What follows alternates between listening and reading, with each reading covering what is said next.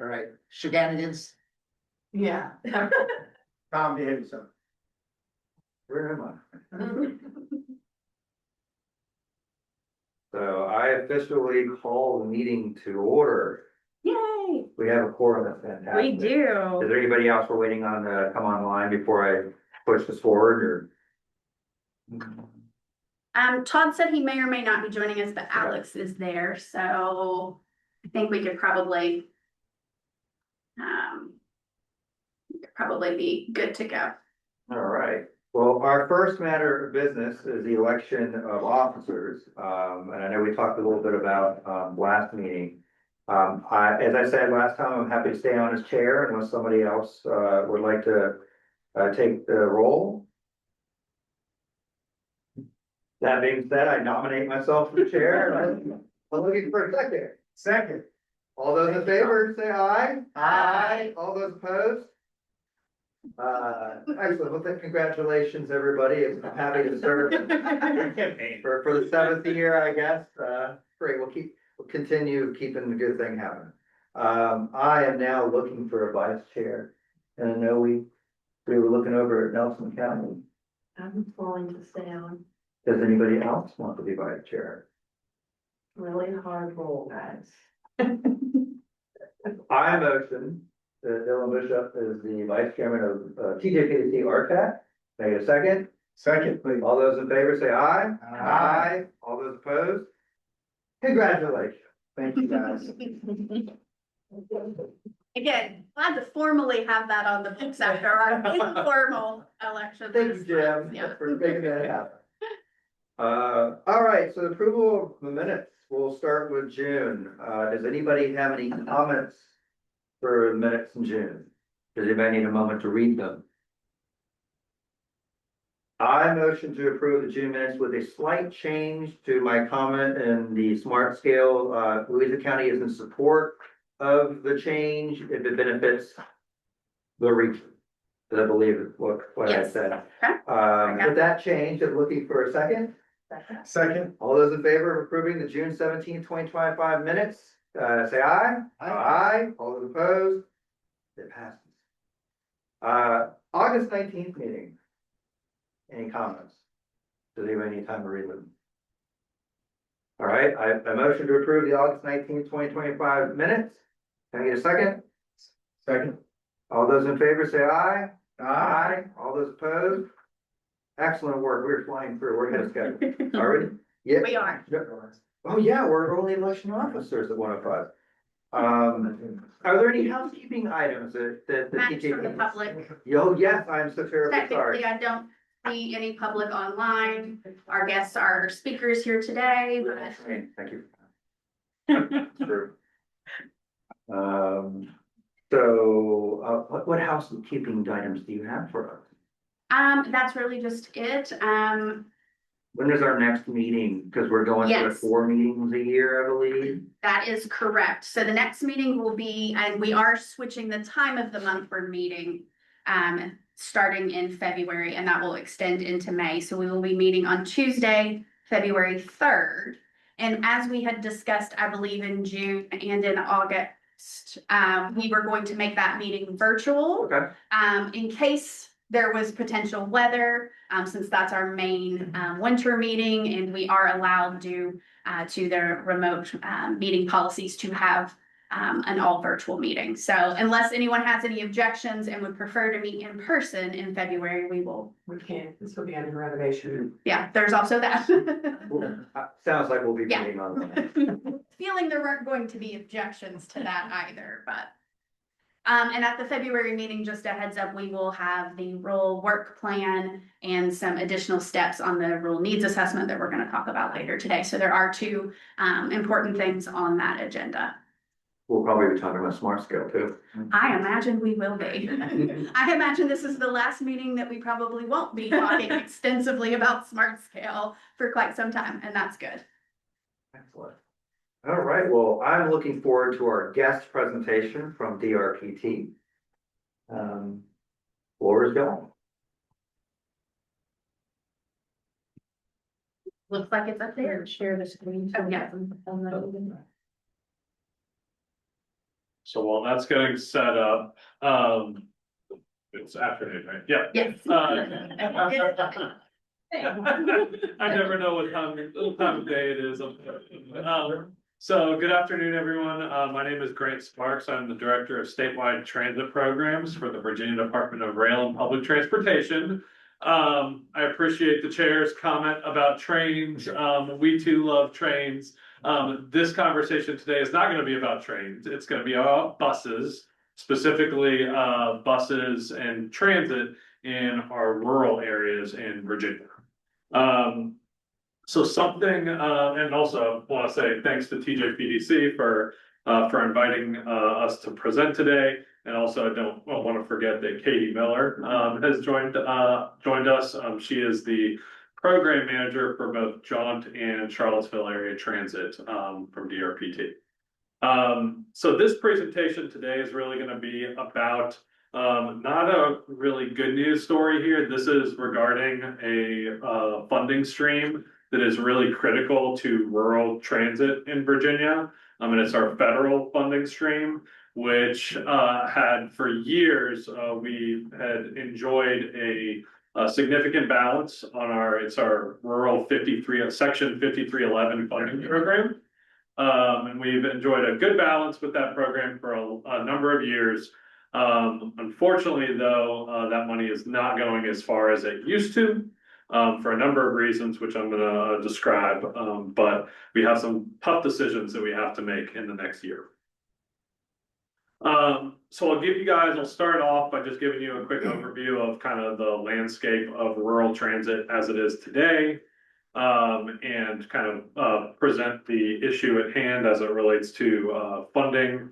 I'll go over just like a high level strategy scope and some objectives. So we created, I think it was in March or April of this calendar year, we identified the problem and hired some consultants to help us think through how to address this funding issue. So I'll kind of give you guys an idea of what that project looks like. Go over a peer state review. We did talk to a number of other states and how they administer their Section 5311 program. Go over some of the proposed strategies, funding strategies that we came up with, and then go over next steps. I also do acknowledge that not everyone in the room thinks about transit every day. Jason might be the exception here. The slides that we've created, we've done a number of these meetings across the Commonwealth, and we put more information in the slides so you guys can kind of take it back and really think through the content. I'm going to give you more of a high level overview. I'm not going to just like read the slides or anything.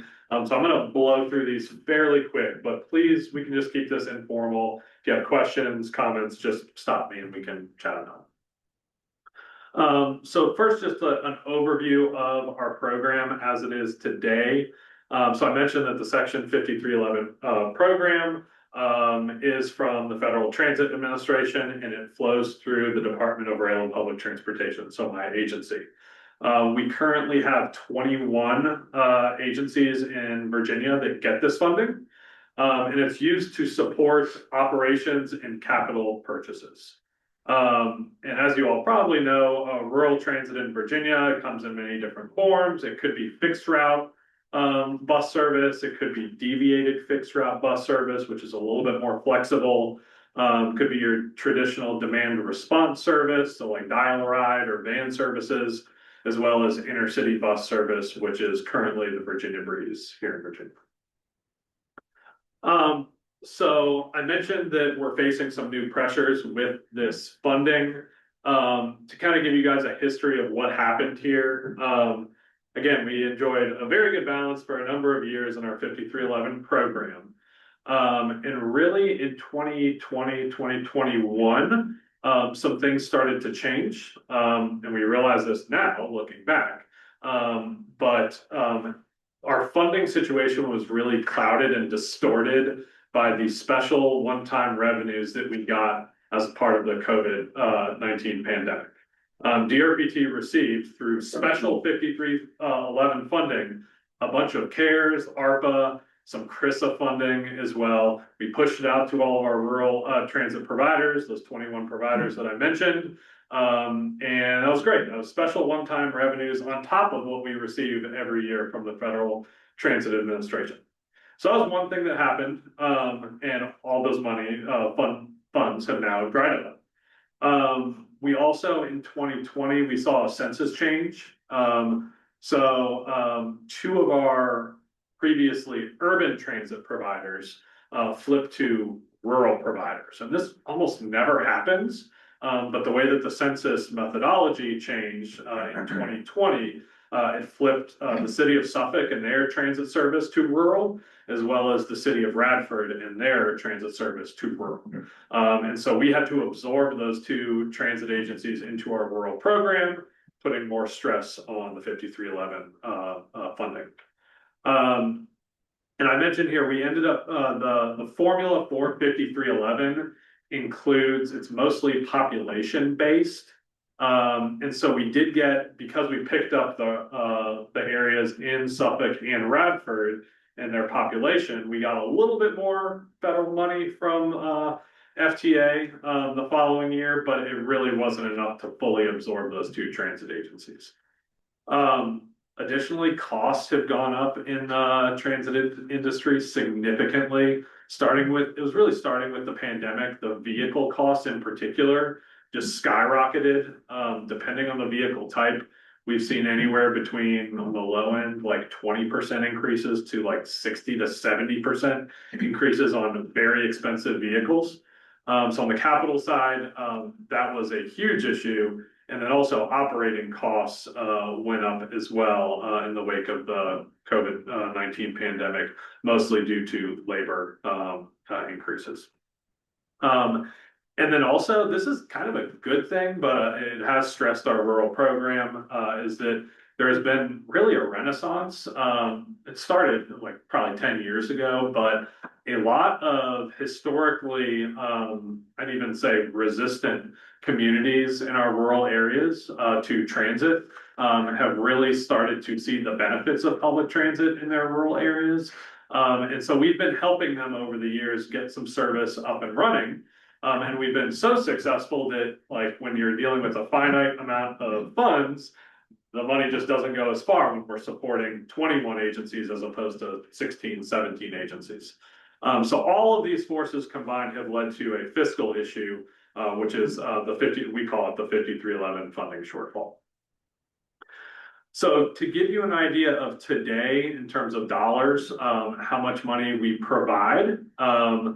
So this table at the bottom, if you could focus on this, we in FY24, we'll start in that column, we had a total of $54.1 million in federal funding to allocate to our rural transit agencies. That's that first row. The second row down is the total amount that we obligated, so we put on actual projects to our rural transit agencies that then left us $18 million to carry over into the next year. So moving left to right here, you look at FY25, same rows there. We had $43 million to play with. We put out $33 million in projects, leaving us a $9 million carryover. You can kind of see the trend on that bottom row that the carryover is going down significantly. And that's where we noticed, hold on, we're going to run out of that carryover money. And we're basically going to be on a year-to-year basis with our 5311 funding very soon.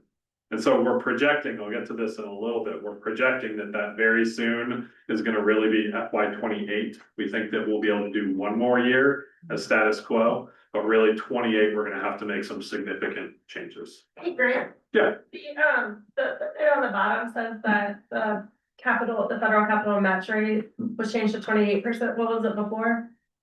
It was 80%.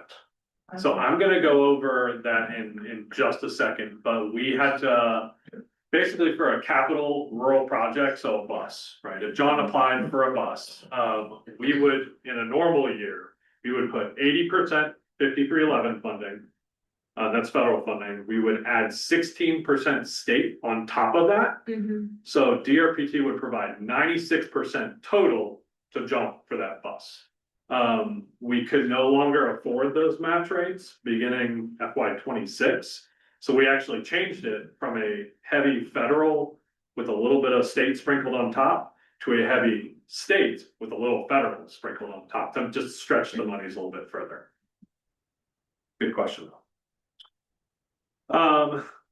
So this is still like kind of the same data from the previous slide, but it shows it just in a different format, I guess, with bar charts. You can just see those lighter blue, that's the carryover revenue. And so you can see that year over year, that carryover revenue is going down because we're eating into it every year. The dark blue is the new federal funding that we get every year. And so that is pretty steady. And we're still projecting that the new federal funding is going to be steady moving into the future. It's just that carryover money is going down and shrinking. And the green kind of line in there is what we are projecting to be the need. So you can see starting in FY 28 really is when we see a significant deficit where there are more needs than we have revenues available. And this is operating and capital needs combined in our rural agencies. This is just operating. So this actually really blew us away when we did this analysis, was that if we put every federal dollar that we had in 5311 funding just to operating, so no capital at all, we still wouldn't even be meeting the operating needs of our rural transit agencies. So, as I mentioned, in FY 27, we are projecting that we're still going to be able to keep our rural transit agencies whole. We're going to have to do some of that match rate changing that I just mentioned based on Sandy's comment. But really in 28 and beyond, that's when we're going to have to make those tough decisions, and we're not going to be able to sustain this anymore. So we're really planning for all possibilities. There's also federal authorization at the federal level. These programs could look different. Our state funding programs could potentially look different with the new administration, but we wanted to kind of set up some groundwork moving into the next couple of years to plan for all possibilities. So in terms of this study that we did, I'm going to hit this very quickly. We have identified 4 objectives. Again, we started this earlier in the calendar year. We wanted to set some goals and priorities for our rural transit program, just some high level goals. We wanted to understand what the drivers of the cost increases were in our rural transit program, and potentially identify some cost control methods to adopt. The big one on objective 3 was to define how we would prioritize the allocation of limited 5311 funding to rural areas based on the goals and priorities identified. And then also identify some potential long-term funding strategies for how we can remedy any future shortfalls. So as part of this study or planning effort, we created a rural strategy advisory group.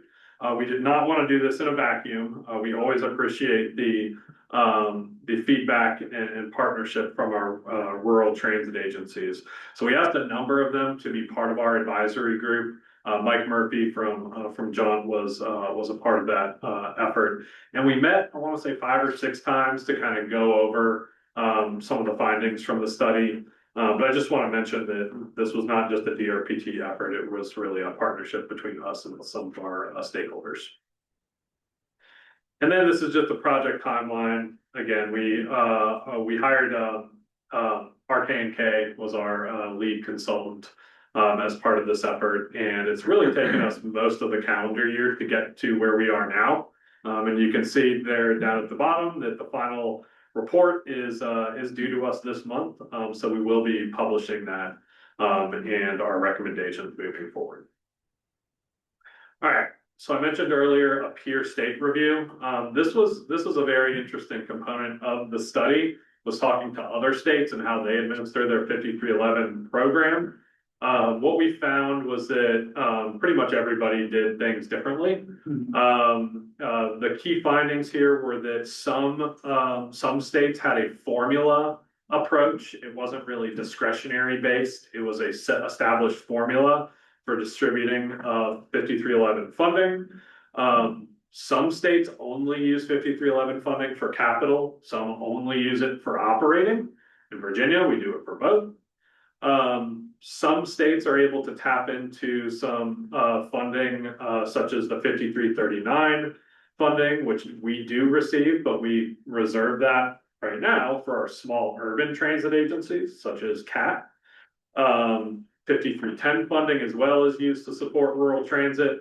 I mentioned here flexible federal funding. This is money that flows through the DOT. In most states, the transit funding that comes from FTA goes to the DOT because there is no DRPT equivalent in most states. And so there's some benefits in doing that, but also some disadvantages. But we did indicate that. The big takeaway from our peer state review though is at the very bottom. And that was that our local match rates, so the obligation from the actual rural providers is much lower than everywhere else. And we're pretty confident that it's in the entire country, that our local match rates are as low as they get. So what that means for a capital project, again, I mentioned it earlier, but we have provided 96% combination of federal and state funding to our rural transit agencies, leaving a 4% local match for capital projects. On the operating side, it's a little bit more confusing. When you combine the federal and the state money, it comes to roughly a 20 to 30% local match. So definitely higher on that side of the spectrum, but still, even with that, it's the most competitive rates that we have or have seen across the country. Okay, so now I'm going to just dive right into some of these proposed strategies. Start with some funding strategies. I'm just going to get right into it. We identified 3 high-level funding strategies to use or to help with this issue. The first one is that we could potentially seek a CTB policy change to allow for an increased state match on capital projects for our rural transit agencies. So current CTB policy only allows us to go up to 68% state. And so I mentioned in FY26, we went 68% state, 28% federal, 4% local. We always want to try to preserve that 4% local. But we're really, the 68% is the max that we can go on the state side with our funding because the current CTB policy. So we're trying to potentially see if there's an appetite for raising that 68% to possibly 90% is maybe within reason. Because if there's no federal funding at all for capital, then that would at least leave, our rural transit agencies with a 10% local match. The second funding strategy here, this is kind of a wonky one. Federal regs require that of the annual 5311 apportionment to each state, that states use at least 15% for intercity bus service. And so we have used that 15% starting in 2017 to support the Virginia Breeze. I don't know if you guys know about the Virginia Breeze, it's the state's intercity bus service. But there's also some guidance in the regs that allow us to seek a waiver on using that 15% for intercity bus if the governor writes a letter to FTA indicating that all the needs have been met for intercity bus service across the Commonwealth. So we would have to basically fund the Virginia Breeze with a separate funding source, and then that would free up potentially 15% of our revenues to use for our rural transit agencies. So that is a possibility. And then the third one here is to tap into those other funding sources coming from the federal government. 5339 is definitely in play. Flexible STP, which VDOT controls, as well as other Federal Highway Administration funds.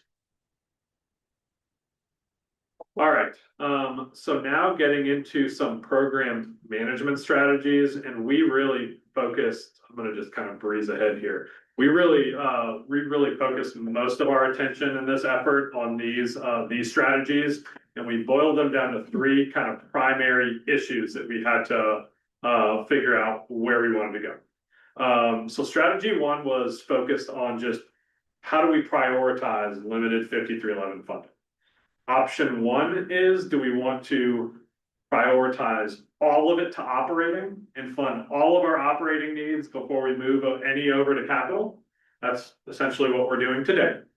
Or do we want to intentionally reserve some of it for capital, which means that we're not going to be able to fund all the operating needs? And so we took this to that advisory group. We took this to our rural transit agencies. And the consensus, I think everyone agreed really, that we need to prioritize operating before we can even think about capital. The rationale being, I think all of our rural transit agencies were kind of reading between the lines here, was that if the local match obligation is going to be going up, it's way easier to ask local funders for capital as opposed to operating. And so they wanted us to push it all to operating, all these federal funds to operating, because they think there might be an easier conversation to ask for more local funding for capital projects. Strategy two, this focuses specifically on operating. And so option one, and this is like how we allocate 5311 operating to our rural transit agencies. So option one is, again, what we've been doing to date, is every transit agency in our rural areas submits a budget, a proposed budget to us annually. It's part of their application to us. And we look at the budgets, make sure that they're not going up 30-40%, no crazy increases.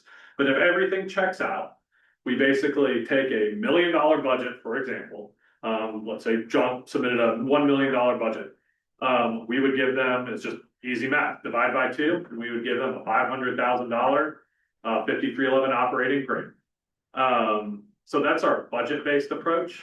But in an environment where the funding's not going as far, and we probably can't meet everybody at 50% anymore, we identified this as being a not very predictable option moving forward, because hypothetically in FY28, everybody could submit their operating budgets to us, and we put them all together and we realized we can't meet everybody at 50%. We can only meet everybody at 45%, hypothetically. Our transit agencies won't know that until the draft SIP is published, which is in April of every year. So they go through their budgeting process in the winter and the late winter, early spring, only to be told the release of the SIP in April, oh, you're getting less this time, go redo your budget. So we can still do that, less predictable though.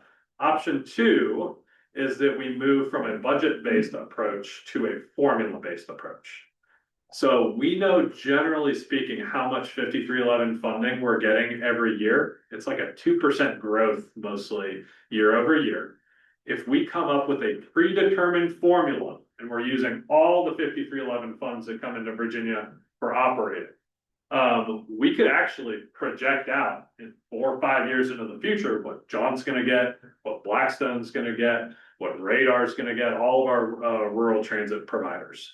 So this took a while for everybody, I think, to really fully understand, because we have a formula for our state operating funds, and it is messy because everybody either performs well or doesn't perform well in the formula. And there's always this fight over the factors that go into the formula. If we go to this approach, and I'll just go ahead and say that everybody wanted option two, was to do the formula.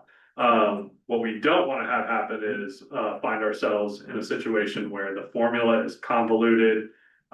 Everybody's fighting every year about the factors that go into the formula. If we're going to move to this approach, we definitely want everybody to be on board with what measures and how the formula is created. So this was probably the biggest takeaway from our efforts. But on the capital side, this is also a big one. knowing that we're kind of moving towards a full operating program for our 5311 funds, what do we do for capital? And so the options that we presented to our agencies was what is preferred, a 10% local match for capital or a 20% local match for capital. I mean, obviously everybody wants a lower local match. The downside to doing a 10% though is that we just won't be able to fund as many projects. So if we are funding 90% of every capital project, there's just not as much money to go around as opposed to if we funded 80% of every capital project. But everybody did say that trying to generate 20% local match for a capital project is going to be incredibly challenging. I mean, going from 4% to 10% is one thing, going from 4% to 20% is just probably too much to swallow. So, and I mentioned earlier, we also did look at cost mitigation strategies. None of these will really move the needle that much. We could put a year-over-year growth cap, like if we did a formula for operating, and we could put a growth cap that nobody can get more than, say, 5% of what they received the previous year, cap it, and any spillover money, we just redistribute it through the formula. That is an option for growth capping. We also identified our demonstration, our merit demonstration funding program as a good option for like expanded services in our rural areas to hit that program as opposed to our 5311 program, kind of eases them into federal funding. So that's another way to kind of mitigate costs a little bit. And then also we could make certain operating costs ineligible for 5311. Could be administrative expenses, really anything. That one did not gain a whole lot of traction, but it's something that we could potentially look at in the future. And then to just close it out here, we are looking very carefully at extending the useful life on certain vehicle types. This would help our capital program. Won't go into all the details here, but some of the smaller buses in Virginia have a 4-year useful life. Feel like we've been pretty generous. The industry standard is 5, so we will replace these buses as early as at the 4-year mark. But we're moving that likely to 5 years to just extend those the life cycle of those vehicles a little bit longer. And then the number 2 here is we really need to make more progress on cooperative procurements. The 21 transit agencies in our rural areas today, a lot of times they're buying the same things and they're buying them individually. And so we're trying to leverage the purchasing power of the collective. And if the state can take on the procurement burden to say, do cameras or real-time vehicle tracking or microtransit technology, whatever it is, that could reduce costs for everyone, which is obviously a win-win. So in terms of next steps, mentioned we got a final report that's due to us here this month. We're also going to be providing all of our rural transit agencies with a 1-page briefing document so that they can take that document to local funders. And the plan as of today, we need to brief out the new administration that comes in on this effort. But the plan as of today is to pursue a formula-based allocation of 5311 operating starting in calendar year 2026. So we would get started on what the formula looks like in the coming months. We're also going to be pursuing a CTB policy change to increase the state match on rural capital projects from 68%. We're probably going to shoot for 90%, but again, we got to brief the administration and see where they want to land with that. We're definitely going to be modifying the useful life on those certain vehicle types from 4 years to 5 years. And I didn't mention this earlier, but one thing we've also done in the last 4 to 5 years was to be very aggressive with submitting FTA discretionary applications to basically offset what would otherwise be 5311 funded capital projects. These discretionary programs are pretty well funded. They are very competitive. But if we're not gonna get the money, then it's gonna go to some other state. So we've been submitting an application every year for the last 4 or 5 years. And we have been successful. We have one pending right now for, I think, $7 or $8 million. So we're hopeful on that. So I'm sorry, that was a lot of technical stuff. I wish I could have simplified it a little bit more. But if you guys have any questions, comments, I'm happy to answer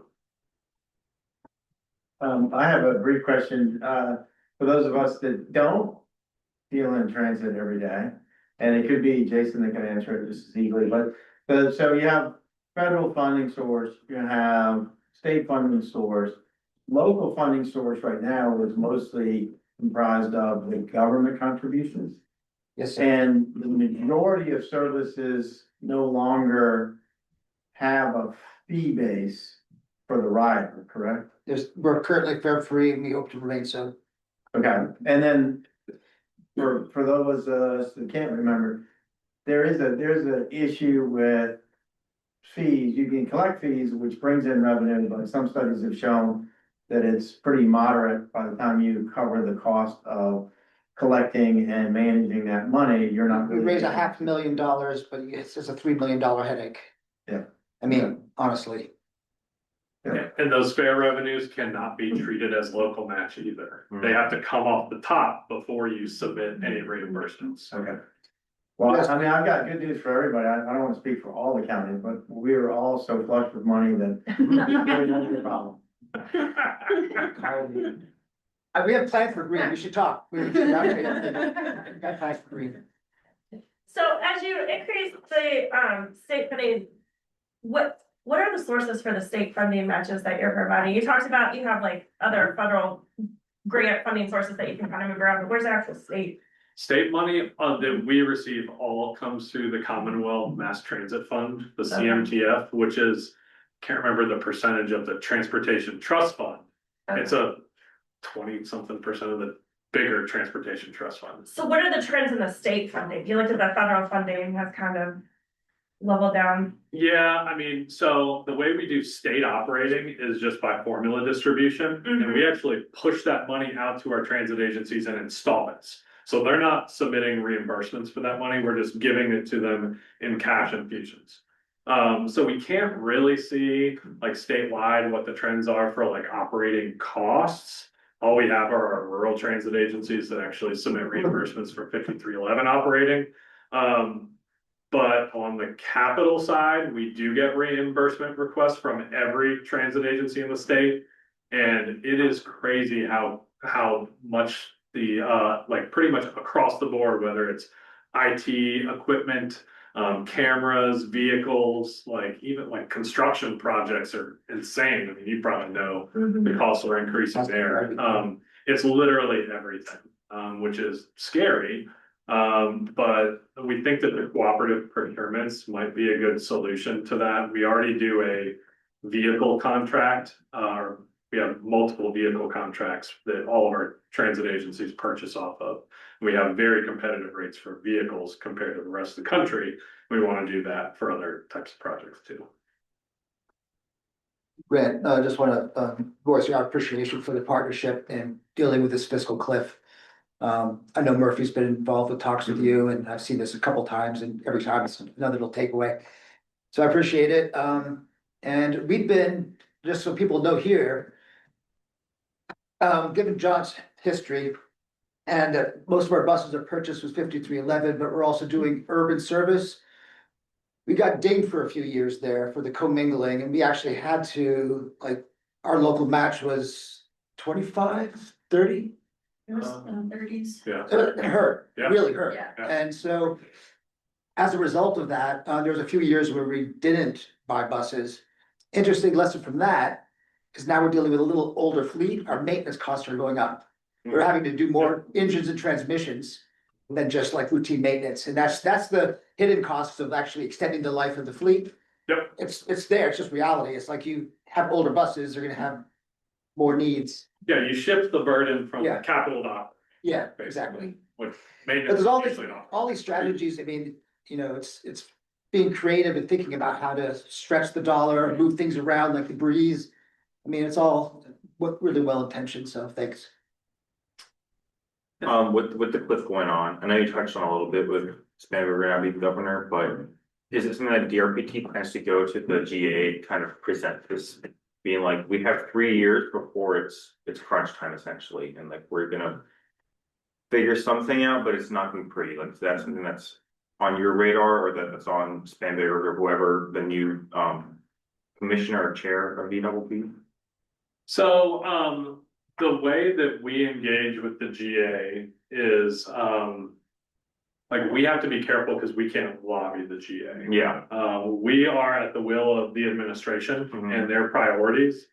And the fact that we haven't even had a conversation yet with the Spanberger camp about this issue, we don't know where they stand yet. And so if we, get to January and we have a conversation with them and they're like, yeah, we need to take you on the road and like tell the GA or whoever else what's going on with this to come up with some solutions, we will do that. But we can't do anything until we talk to the administration. But the American Planning Association can. But yeah, all of our partners though can start having those conversations. And so the Virginia Transit Association, Community Transportation Association of Virginia, they can lobby and they have already started these conversations. Okay. Yep. Related to that, what are the revenue sources? I mean, is there a revenue source, or is this just general fund dollars that go to these? On the federal side, To get this, the local one, you mentioned transportation fund, where does that? the Transportation Trust Fund. Mhm. So that's mostly gas taxes, and that VDOT, we share that with VDOT. Right, So that's a big, trust fund. Again, it's mostly gas tax, but it's a combination of, I think, a few I think different it's a funding. very small trust fund for what it pays for. Yeah. Seriously, and Yeah. with costs going up, it's definitely not going as far as it used to. But yeah, I mean, that's the state funding source. And again, we get by code, the Commonwealth Mass Transit Fund, or CMTF, just gets a portion of that Transportation Trust Fund. So as the TTF grows, we grow with it. If it doesn't grow. or If it shrinks, doesn't grow or it shrinks, then we shrink or don't grow with it as well. But there's no other funding. There is source. nothing else. That is every dollar that we get. It pays for my salary too. We take admin off the top of the CMTF. So that's how it works. Yes. Oh, sorry. But just another big cost in terms of labor or operating is like healthcare, gone through the roof. Like we had 100 employees. And last year, I mean, it was like, went up 75%. We had to renegotiate and change to get it down to like an increase of 25%. So just, Yeah. everything's going Through the roof. through the roof. Yeah. If you were to exercise the option of, writing the letter from the governor in reference to the intercity bus services, Yeah. what are the other ways that could fund the Virginia Breeze? So we have some ideas. We've been talking about that internally. We have our transit ridership incentive program, which is one of the from the Commonwealth Mass Transit Fund, it then gets broken out into operating capital, transit ridership incentive program. They're WMATA gets a bucket, Virginia Railway Express gets a bucket. There's all sorts of buckets down there, but the transit ridership incentive program might be an option for that. Beyond that, I'm not sure.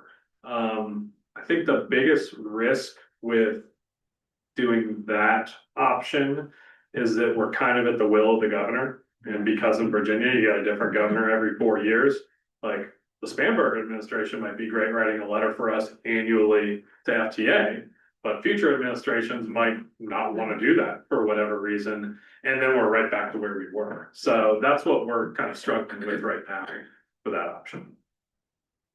Is this just for these physical clips, just rural transit, or is there other DRPT things that are going to be facing similar situations in the next 3 to 4 years? So there are cost issues everywhere. Oh, yeah. WMATA, there is a huge study going on right now. They're actually wrapping up. And they're gonna be looking at some legislation in the upcoming session to help. Permanent funding? Permanent funding for intention for WMATA, but my understanding is that the idea would be to get more money to the Commonwealth Mass Transit Fund so that everyone would potentially benefit from this. What that legislation looks like and the like probability that it moves forward, I have no idea. But the irony about this issue is that it looks like for capital projects in rural areas, we're gonna be going almost entirely state and local funding, so no federal funding. When we increase the state funding on a rural capital project, that reduces the amount of state funding for our urban capital projects. So it's just gonna put way more pressure on our capital program as a whole, as our match rates go up on the rural side. So, yeah, unfortunately, everybody's impacted by this issue. There goes the trains. Using the formula-based system with the historic data, what does that mean for new service requests for the rural areas? Yeah, so great question. So what we're thinking right now in terms of the formula is that it would probably be a combination of hours, revenue hours, revenue miles, could include ridership, could include cost. These are factors that we already collect this data from all of our transit agencies. So to do a formula would be super simple. We already have the data. You know, the weighting of those factors and everything that has yet to be determined. But sorry. Well, I just think, you know, if somebody that doesn't have a service, you know, like they don't have historic trends in their data. So where is this one?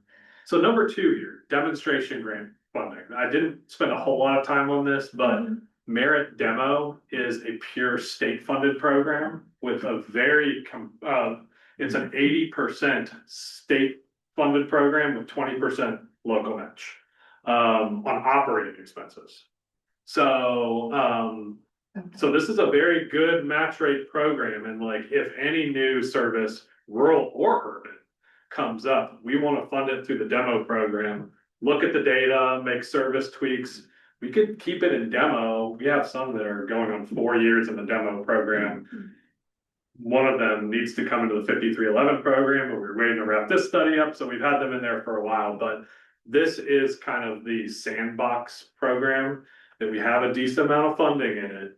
And we can kind of leave those expanded and new services in there until we're ready to move them over to 5311. That's what we've been working with them on. And then What's that? you can You've use been the working with data. them on. Yeah. Yeah, Anyways. during that demo I'll talk as about that the in a historic. Exactly. So is consolidation of different, because I know we're doing CARD stuff here, is consolidation of different rural transit agencies an option to, I guess, offset some of the funding that's not gonna be available if you have, you know, you can have one director or two, you know, that kind of stuff. Is that an option, or is that really seen as efficiency, but also removing jobs, which is politically looks bad as well? Yeah, I mean, that hasn't really come up as a serious consideration in the past. I think we've always taken the approach of like, those types of decisions are local decisions. Yeah. We don't want to get involved in consolidation Yeah. whatsoever. But also something to remember is that like, these rural agencies are pretty far apart. Yeah. I mean, I guess JAUNT does connect with, you know, some of our other rural providers, but they're based out of like areas way far away. So to consolidate and actually make an impact on our funding, it's going to be pretty hard. So it's not something that we've taken a close look at, really. What percentage of Virginians are you serving? That is a great question. I understand that is a complex question because it's based off rural and urban. Whether do you, and you may not have that figure. We do have that figure. I can actually get it while you guys conclude the rest of your meeting. I'm just gonna fire up my laptop. We have a platform where we can pull up all of our rural transit agencies and their service footprint, and it has population data that feeds into it. So I think I can get JAUNT is 2751 square miles and 284,000 people. And I mean, and that's picture paints 1,000 words, right? So I mean, it'd just be curious to see, it's not a lot of money. I mean, it is a lot of money, but compared to other programs that are in throughout the state, how far that money's going. Yeah. And then, you know, how much more you're asking. It's more of a, pie chart, bar graph kind of question. So. You're thinking like a per capita? Yeah. Yeah, I guess what I would need to figure out is like, what's the catchment? Like how far out are we doing like a buffer of like 3/4 of a mile, half a mile, 3 miles? Like, that's what I would have to fiddle around with, but I can probably get something. If you have it, if not. Sure. Okay. Well, it was an excellent presentation, simply by the fact that we had a lot of questions afterwards. So Yeah, they were great. really good sign when I presented, no questions. So, but thank you for your time coming away out here. We enjoyed it. And Of course. wish you the best of luck. Great. Thank you. Absolutely.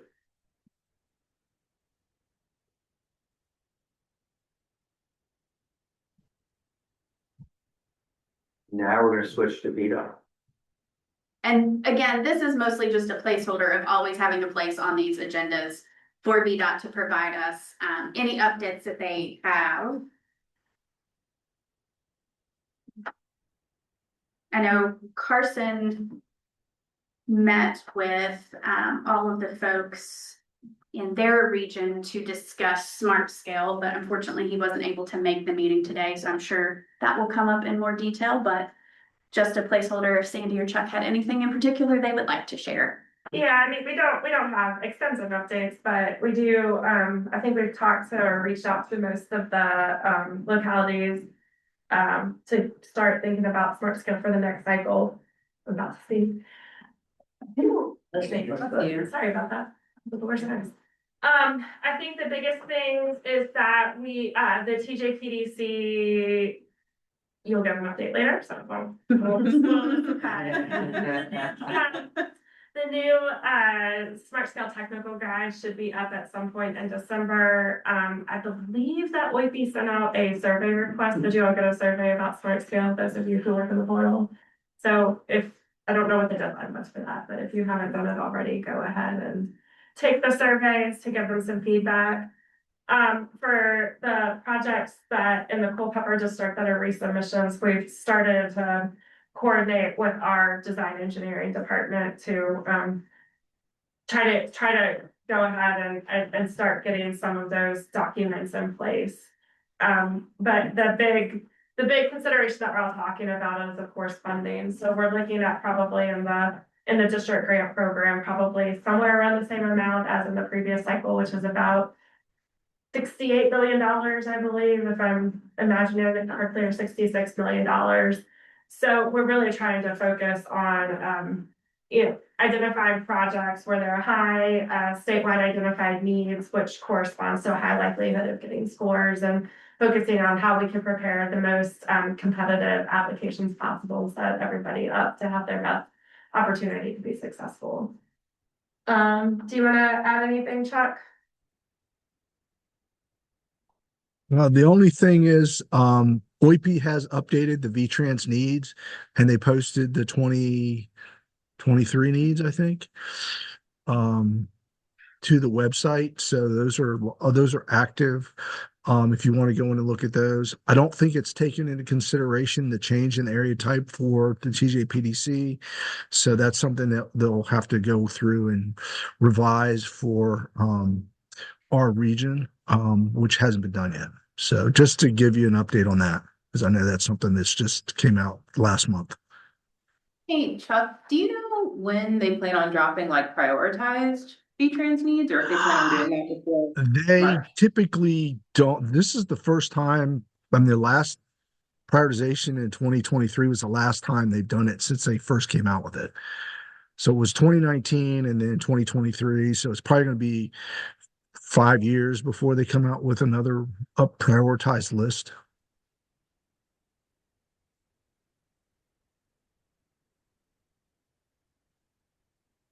Anybody have any questions for VDOT? Thank you, Sandy and Chuck. Appreciate it. You're welcome. Thank you for not TJPDC's thunder. Is this where the thunder comes out? Is it- Well, I think the one they're referring to is item number 7, which we could just, scooch the order and roll into it. and that is that the CTB on the December agenda does have our smart scale area type change listed. We were hoping it would come a little bit sooner this month, but they had some other pressing items that were a little more time sensitive. But December still works and should still give everyone plenty of time to make that adjustment as we're looking to start to get those applications together. So that was the announcement. We were just so relieved to have it on an agenda that we could see and to know that it was coming. So thank you again to all of the localities. I know that we had a lot of touch points, both with staff and administration and even Board of Supervisors, to make sure that everyone was on board with pursuing that change. So thank you all again for that. And thank you, VDOT, for presenting it to us as a very viable option that many of you guys could benefit from. And we hope that it'll be a good change for all future applications. Thank you. All right, and then backing up to number 6 is also me. We, in the FY26 rural work program, set out to do with the discussion that came out of our February meeting last year of looking at a rural transportation needs assessment. We have a lot of newer staff here at TJPDC, and going through and really understanding what the needs of our rural jurisdictions are when it comes to transportation and planning was something that we really found was very important and valuable. We kind of uncovered a lot of different things in that discussion in February, and so made that one of our main focus items for this fiscal year. So we have been working diligently through that process. Logan, who is virtual and online here, did the plan identified all of the plans and then reviewed them for the memo that was sent out as part of this packet. And then that memo was also sent with an email to you guys this morning with a survey. So we just really wanted to update you on the process, have it as an item here in case you wanted to have any discussion about the memo, since you've had a little bit of time to look at it.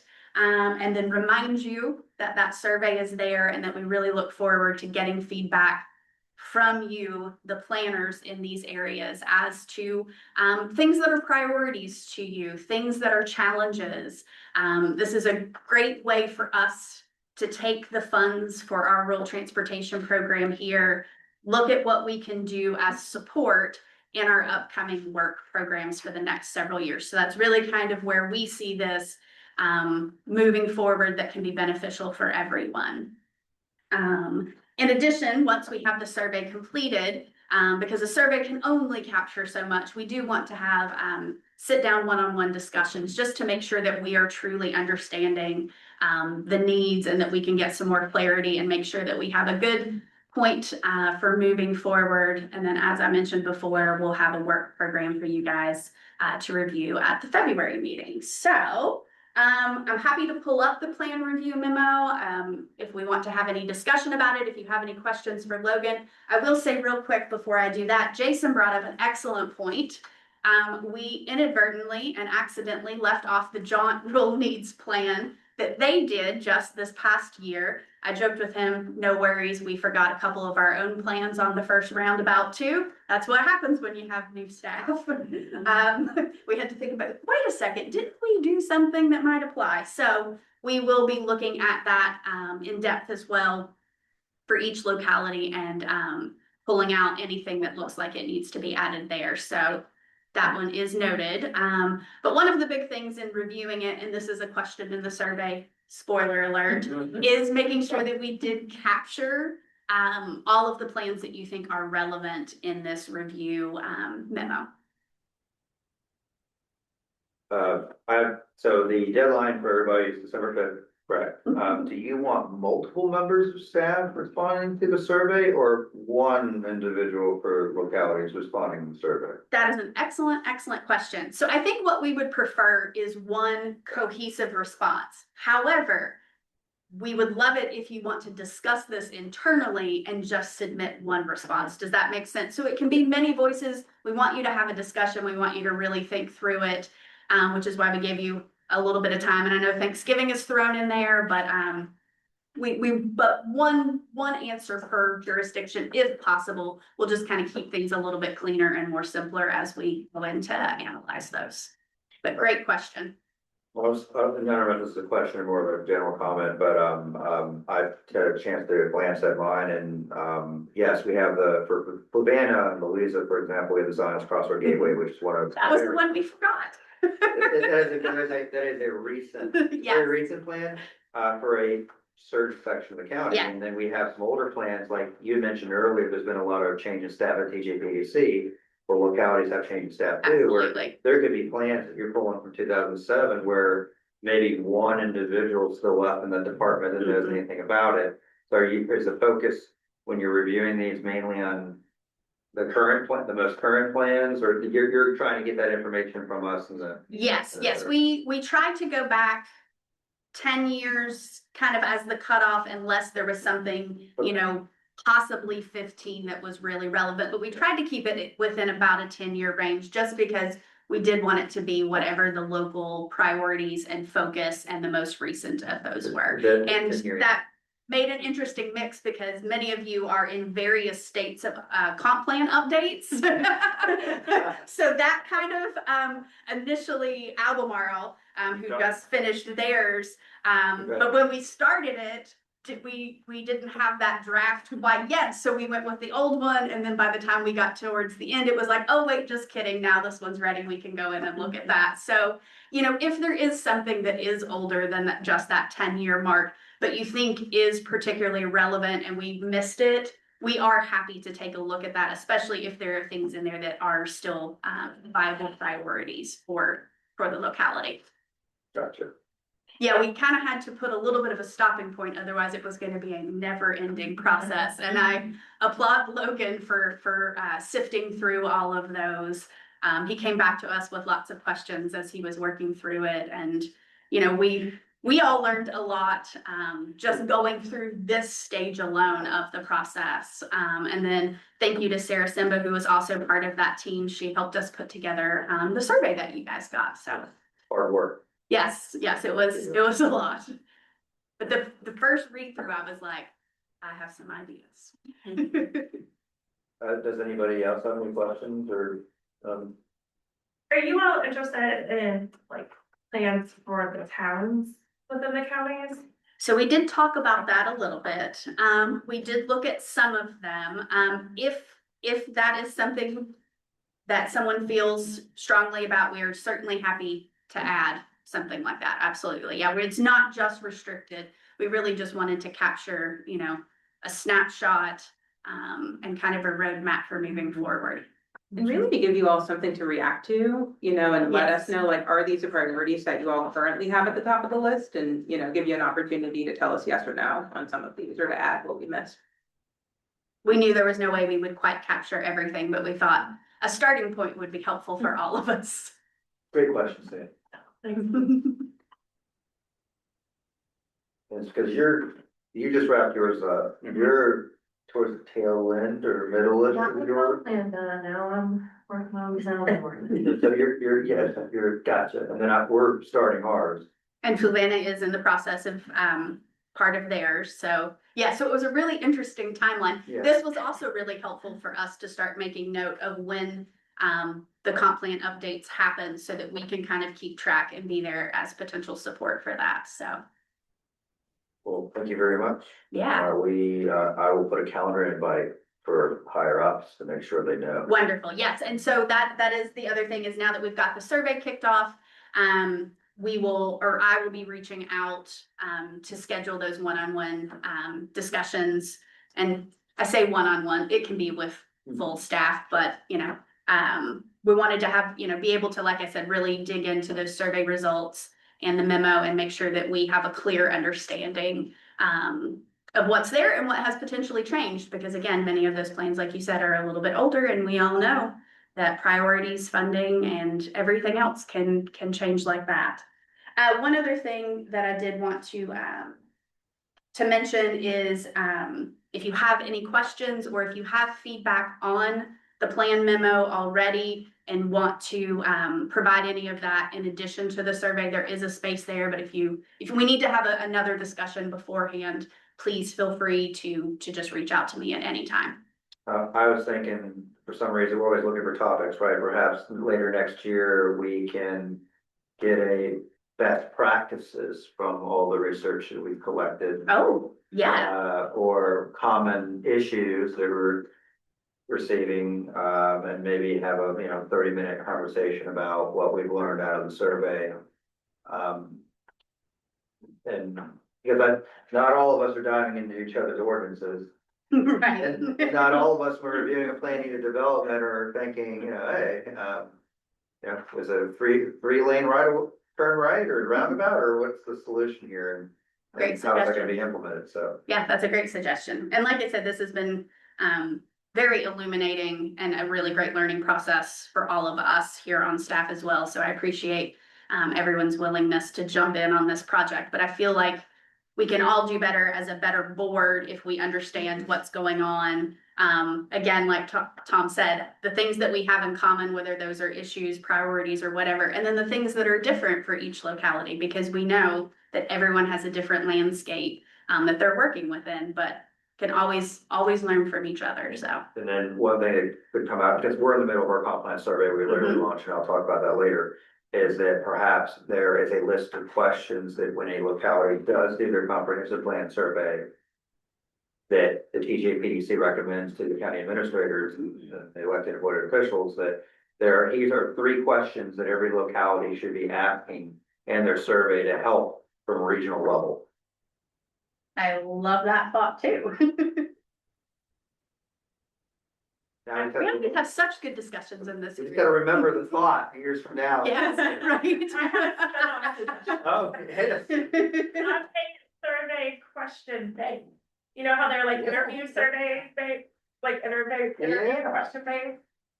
Like, depending on what you want, you can start collecting what the survey questions are and just kind of keep that as a resource. Maybe we should all be required to turn in our comprehensive plan survey. Part of the research and let y'all read through, that's a whole day of 800 questions there. Yeah. That is a good idea. I like that, having a, I mean, that makes sense. The whole idea is that, we are here to support our localities. And, if resources and developing resources like that is something that is going to be beneficial, that's a role when we can that we want to play. So, yeah, I love all of this. Jen, you've been real quiet. Quiet today. Everybody has my sound job. I couldn't pass it up. I'm intimidated by Jason. He's like very cross down people.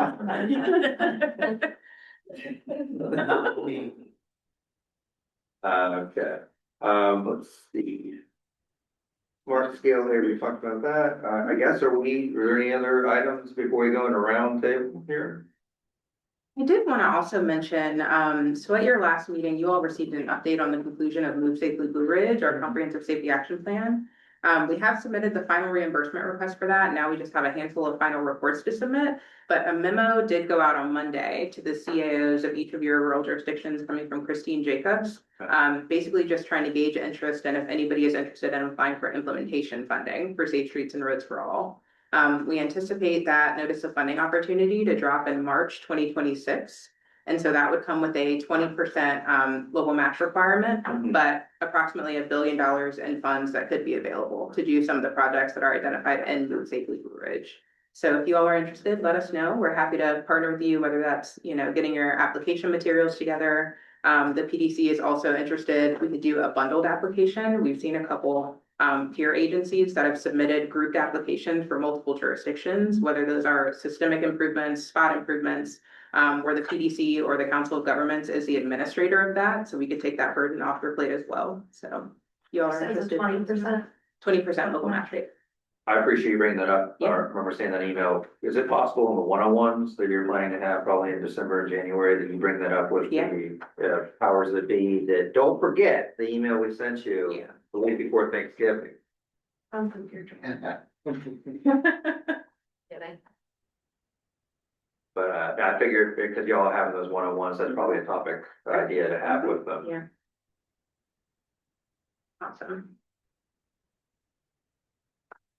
And then Gretchen did mention, we do have some upcoming renovations. That's exciting. The commission approved, starting those renovations, I believe, beginning of January 5th. So for about 6 weeks, maybe a little bit more, our offices will actually be closed and under renovation. So good, you guys already have a virtual meeting on the calendar. We're really looking forward to that. Have a big unveiling after. I know. New carpet, new panel flooring out there. Kitchen's gonna look different. We're very excited. Who wants to start round table? I can start. If you want. Interesting things in green transportation related, we are in the midst of local administration of a smart scale round 2 project. We have Kinley Horn, working as our representative with their experience doing, state and smart scale projects. It's an interesting project because if any of us remember round 2, the rules weren't quite as well.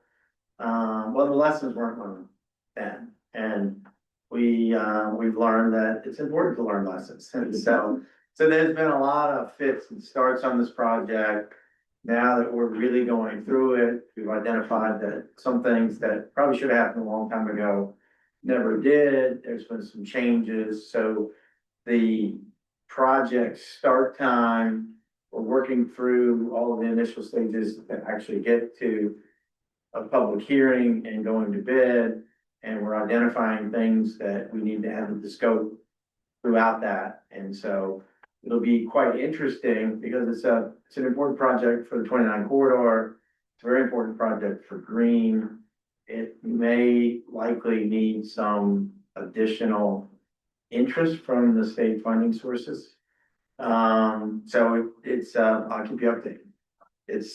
And even though Kinley Horn is doing the lion's share of the work, it still takes quite a bit of staff time, just to keep track of it.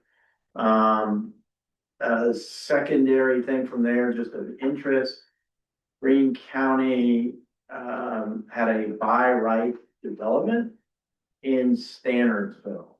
So Standardsville has a bypass, and then the main street, the former main street, is now Business 33, and it creates a horseshoe. Well, the by right development is in the interior of that horseshoe. The highway, the bypass highway, is limited access highway. The applicant offered and is willing to and wants to build a entrance onto the limited access highway, and pay for it. Without it, it would create about a half-mile backup on Main Street. The Board of Supervisors chose to not support a resolution, which is typically a checklist item that the CTB needs to approve a bypass or a limited access opening. And so after about almost a year of time, it's gone through the process, and the CTP last Monday approved pretty much without discussion to disregard the Board of Supervisors' desires on that, because they have identified it as a safety issue, and they approved the developer building the exit to help alleviate some of the traffic congestion proposed. So So it'll be where in Centersville will be connecting east or west, west of Belt Road?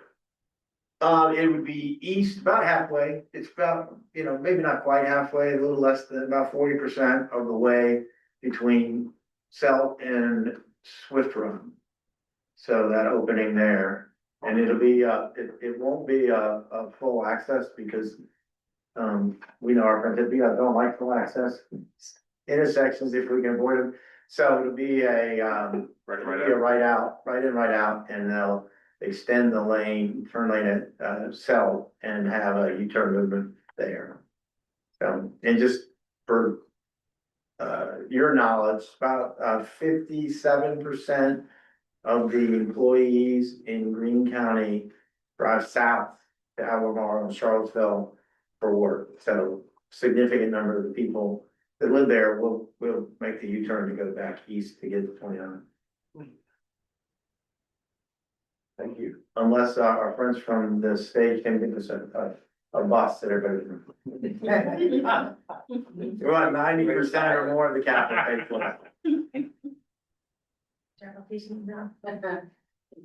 That's all I have. Thank you, Gavin. Get that took there.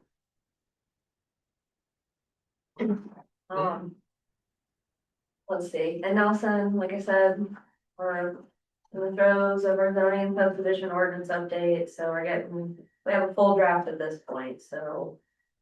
Getting closer to the end, but some of the hot topics, of course, are short-term rentals and lot area sizes. But for purposes of this group, I guess we are adding 3 overlay districts, so we have a village overlay in the areas we've identified. We're gonna have a Route 29 corridor overlay and a Route 151 corridor overlay. And that's to address things like setbacks, signage, access management, interconnectivity, higher performance standards, stuff like that. So I think that would be a good thing. And the idea is to incentivize and promote it in the Route 29 corridor and away from Route 151.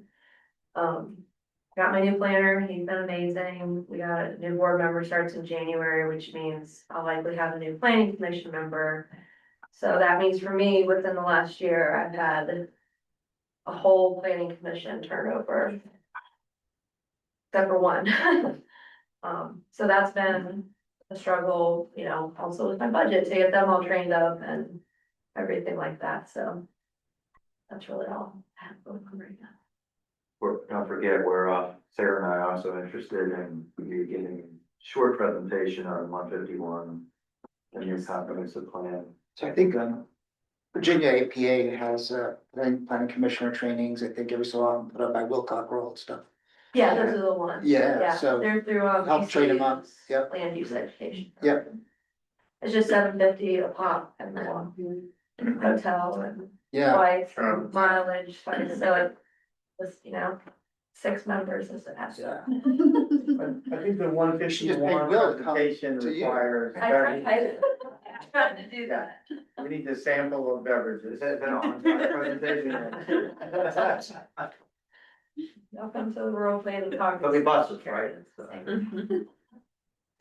Yeah, anything you want to share about the most recent rural planning caucus? Oh, yeah, we had a great turnout. There were a lot of really good sessions on AI. We had a session where, we had representatives from different state agencies come and talk about funding streams that are available, not well known about. If you look into the town of Benton, they've done some really amazing things with partnerships. And combining different funding streams. That's a really good case study. We had a session on housing, affordable housing. There's in Marion, a really good program. I can't remember the name of it. But that was a really interesting project to read about too, public-private partnerships. Marion's done a lot of really interesting work. Yes, They've been like business boot camps for startups and yeah, they're just. yeah. They're Make it doing some happen. things right. But yeah, it was a great conference, so I hope. I can't recommend it enough, you know, folks, it's in October every year, if you wanna get that on your radar. It was a really amazing experience the year I got to attend, so. We got some new leadership. I'm the vice president on that as well. We got a new website this year, so we're looking at expanding the resources we have available, like webinars and stuff throughout the year, so I would expect some email blasts and some. Great. Thank you. We've been busy, Louisa County. We have recently hired an agricultural development and land conservation coordinator. So we're looking forward to having that individual, work on that. And there'll be more information coming. We're really excited about it. I think we have a lot of support from the community on that hire. What is their intended purpose? to provide options to the Board of Supervisors to protect the rural character and land of Louisa County as we continue to experience development pressure. Conservation, what was the first part of the? Agricultural Conservation Preservation Coordinator. Oh, okay. I thought you said business, okay. I'm sure this person's aware of that, but that reminded me, I wanted to say too, the American Farmland Trust, just I think last month, put out the yeah. planning for agriculture in Virginia toolkit. So I'm looking forward to going through that, and they've been working on that for quite a while, so. That's all for us. So we've had this new position for about a month, and there'll be more information as it moves forward. So that's really exciting. And then we launched our comprehensive plan survey. So if you're a Louisa County resident, please go online and fill that out. Happy to hear from you. And then we'll be hopefully taking the comp plan on the road. We're sorting that out at the moment. And I think those are the two big things I have. And then I'll turn it over to. Nice. I'm gonna start with one more. There's if you never heard of the PBS show, Life in the Heartland. They did an episode recently that was about rural planning. And it focused on Stanton a lot and the Rural Planning Caucus. They came and filmed at our conference last year and some of our meetings, but it was really, really well done. I would recommend sending it to your board and your planning commission members. It just was really well done on the challenges that we face in rural planning and what our roles and their roles and responsibilities are. Sorry. There you go, you're good. Cool. Round tables. Albemarle, we just finished our comp plan. October 15th, it was adopted, so Yay. we have a small breather before we start tackling multimodal plans. Yeah, so that's the big thing that happened, and then we have 4 different studies through VDOT happening right now. The one with the 5th Street interchange pipeline, public survey's out right now. I said to my friends just now, I was like, hey guys, you should do this. So we have a lot of that going on, and that's our main 2 things right now, that we have comp plans adopted, and we're starting to already eye smart scale and revenue sharing projects future. And myself. Question for Grant, what do you guys gonna have that one pager that we could, that explains the whole situation? Yeah. On the footnote version? Yeah, was it- So we have the draft from our consultants, but we want to make some tweaks to it. And the guy, Dan, he's the one that's gonna make tweaks to it. He just got back from a 3-week vacation in Africa. So he's got a lot on his plate right now, but it's pretty soon. Like I'd say in the next 2 weeks, it should be done. So it's gonna really help us to communicate to localities what the situation is. As well as we can communicate it to our fellow planners at FAPA and stuff like that. Yep. Okay, JAUNT is, so Mike Murphy, our CEO, gave a presentation. City Council last night, so that's probably the best sort of state of the JAUNT union speech. He had of our ridership, we serve about 20,000 rides a month. 20% of those, 26% of those are commuter bus, 75% demand response. And of that 75% demand response, 56% are ADA, which is the city of Charlottesville that we do on behalf of CAT. So if you want to see this recorded city council presentation last night, probably about 15 minutes. He goes first, so it's easy to find him if you're interested. A couple other things we're working on. We do have, Jim, this is important for Greene. We did get a demonstration grant to pilot mobility on demand software as a service. We just last week, we signed a contract with VIA, which is the software provider, to do that for our ADA service in the city of Charlottesville and for Greene County. So we have money for that, and we're hoping that we also applied for, and we're in the final negotiation stages, we applied for an RTAC grant. RTAC is Rural Transportation Advancement Program. Assistance Program. They have a community rides grant program that can get up to 100,000.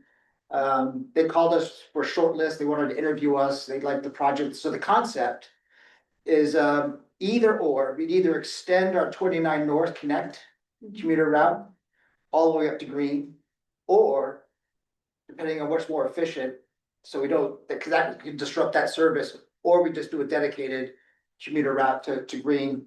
Right now, we have these link services where we have a bus coming in a couple times. We added midday, which was a request we hear a lot. I'll get to that in a second.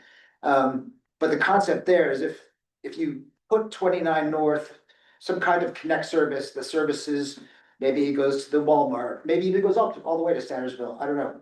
But that would be a commuter bus into downtown Charlottesville, UVA, Martha Jeff.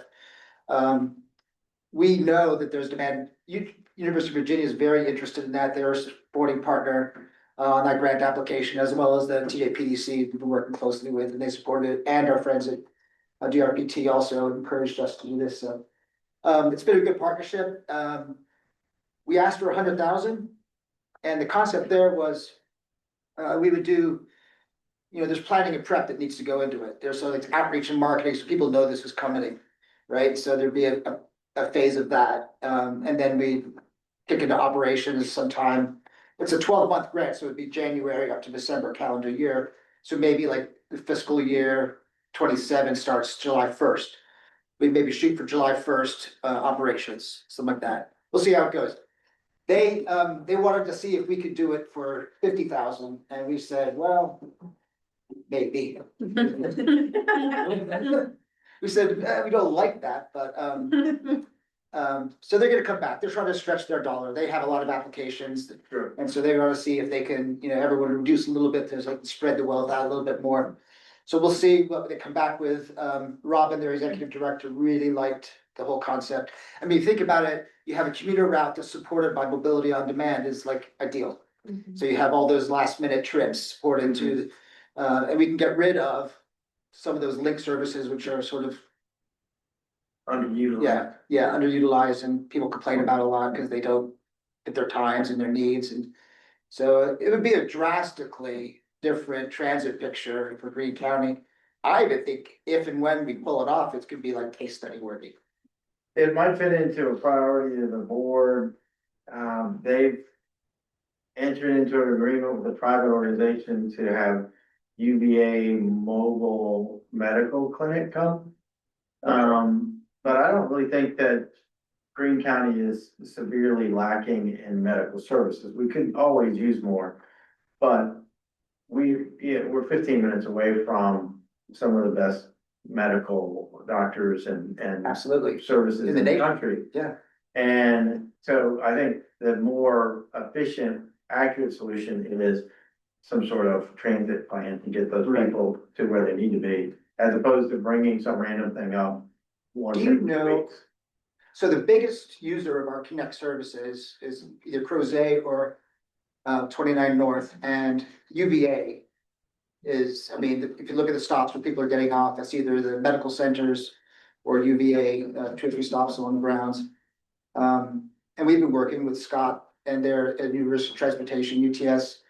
They have a whole commuter van management program. They're called Wahoo Commute or something. They're giving people incentives. If they take the bus, they'll give up their parking pass. Anyway, so there's that. I think there's great potential to increase our regional, rural commuter services across the board. And Greene County is just so logical. I mean, you don't have an idea of where all the UV employees live, and that would be a UVA thing probably, right? I think most of them live in Virginia. No, not specific, 60, a little bit, well, over 60% of our population is right on 29 and 2933 intersection, so. Right. Within a half a mile of there. So the other thing I wanted to mention, sorry, taking up time, I think I missed the last meeting, so some of these things I want to make sure to get. We did a survey in July, a community survey. It's on our website. I just posted it to the socials and the website. It's available up there. I can even, if you want, I could present it at some future meeting if there's time, if there's interest, but You can also just go take a look at it yourself. Basically, the takeaways are, there's places we could do better at, like scheduling and dispatch, reservation hold times. People complained about, but they do, the winner of the survey is our drivers. People love our drivers. One thing we heard a lot about was, the need for midday service. For example, for Louisa, we serve Monday, Wednesday, Friday. We have a bus that comes in at eight AM, and then a bus that goes out at 3. And so like if you come for a morning meeting, you're sort of hanging out, waiting to get your return trip is kind of a thing, right? What we'd like to do, and here's where we might apply for some grants for service extensions, Sandy, you're talking about. Either for Fluvanna and or Louisa, because they don't serve all the days, but of the days we do serve, we can maybe say, move the 3 o'clock bus to a 5 o'clock bus and add a 1 PM service. So add a midday service and push it out there. So that kind of thinks that there'll be proof of concept for that. We do need to get, if it is a demo grant, we do need to raise 20% match, which I've been strategizing Mike and TJPDC about. We have some solutions there that don't require the counties to open up their pocketbooks yet.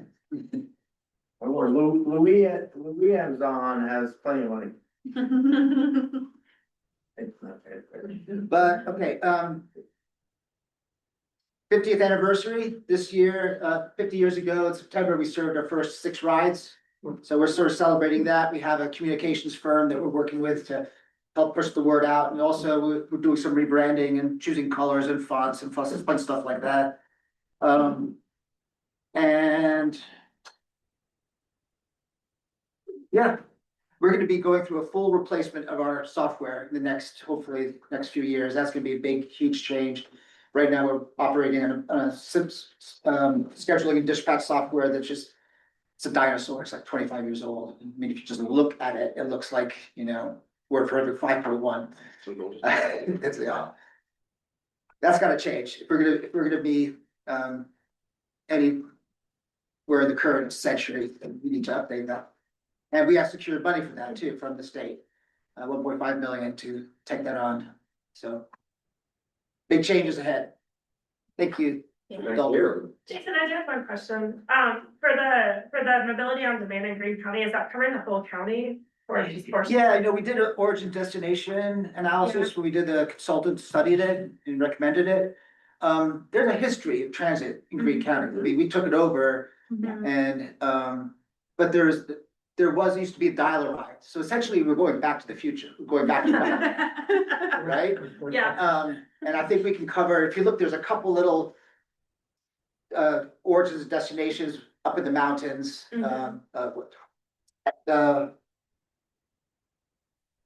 Forget the little tiny towns up there. Anyway, but most of it's between the bedroom community that's right on beyond the Albemarle border, Ruckersville area, and then Centersville. There's a lot back and forth. I think people are gonna love it. I'm really curious to see what happens. And then we'll see the proof of concept there. Yeah. If it's successful, then like I said, if and when we pull it off, it could actually be a really neat story. That's cool. So we're excited. Sounds like a future presentation. That sounds like a future presentation. And exciting to hear about the potential of some commuter routes, which gives people additional options beyond carpooling, and folks who would take those commuter routes would still qualify for the Ride Home Rewards program, formerly known as Guaranteed Ride Home. So those services would still be definitely applicable, and could hopefully help with marketing.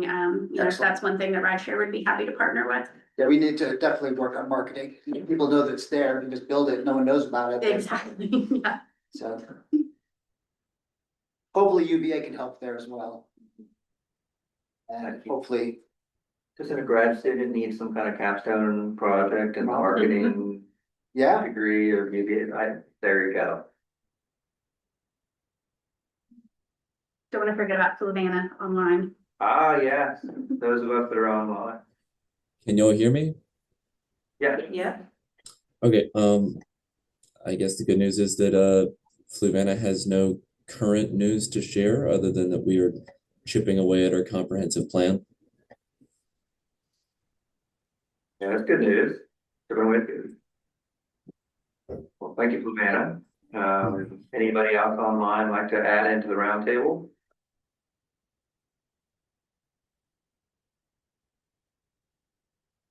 All right, well, I would like to thank our guests for their presentation today. Oh, yeah. I do have an updated figure for you. Yeah. Yeah, so, you talked to the planning team and they said this is a 1 or 2 year old figure, but it's roughly 64% of Virginians have access, rural Virginians have access to transit. Wow. Good number. Well, thank you, thank them for getting us the numbers so quickly. Yeah. All right, well, I don't think anybody from the public joined us, so. No additional members? I motion to adjourn again. Second. All those in favor say aye. Aye. All those opposed? Thank you, everybody. Yeah. Thank you, everybody.